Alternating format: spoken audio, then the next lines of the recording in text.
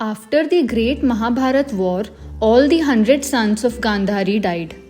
Krishna, along with the Pandavas, arrived in Hastinapur after their win. They went to meet Gandhari to offer sympathy.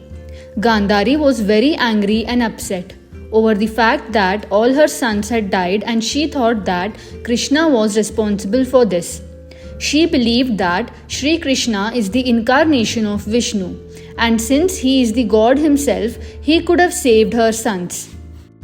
Gandhari cursed Sri Krishna by saying that because of your dishonest approaches, I lost my 100 children. She cursed him by saying that there would be no peace, prosperity, or progress in his kingdom. He would experience the same pain of losing his entire dynasty as she did. And she further said that after 36 years, Krishna will die along with every member of the Yaduvanshi. Krishna himself knew and wanted this to happen, as he felt that the Yadavas had become very arrogant. So he ended Gandhari's curse by saying Tatastu. 36 years later, one day, the Yadavas were celebrating a festival. During the festival, a dispute started out between the Yadavas over who was the most powerful warrior.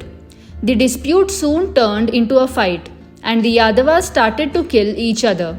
Lord Krishna tried to stop the fight, but he couldn't stop. The Yadavas continued to kill each other until they were all dead.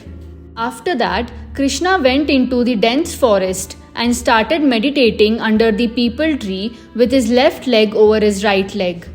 A hunter named Jara was hunting the deer while Lord Krishna was resting in the forest under the peepal tree. That hunter misunderstood the moving foot of Krishna as a hidden deer and shot a deadly arrow. That arrow of the hunter hit the bottom of Lord Krishna's left foot. As soon as the hunter came closer to catch the deer, he saw that it was not a deer, but Pitambardhari Lord Krishna. He realized his mistake and prayed to Lord Krishna for forgiveness. Then Lord Krishna gave him comfort and said, "Whatever has happened as per my wish." The incident is believed to have happened in Balka, close to the Somnath temple. Krishna says that in his previous birth as Ram in the Treta Yuga, Ram killed Vali, that is Sugriva's brother, from behind. So he has now reaped the cost of the same through Jara, who was King Vali at his previous birth. This story beautifully brings out the very important fact that even for the ruler of the universe, the laws of karma remain the same. Hence, Lord Krishna left the mortal world. The time from which Lord Krishna died is considered to be the beginning of Kali Yuga. And just after 7 days of death of Krishna, the Dwarka got flooded and sank underwater.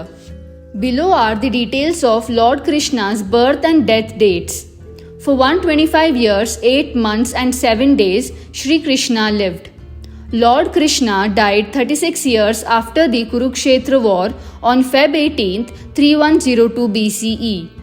Krishna was 89 years old when the mega war in Kurukshetra took place. The Kurukshetra war began on Mrigashira Shukla Ekadashi, BC 3139. Thank you for watching the video. Kindly subscribe to our channel for more such interesting content.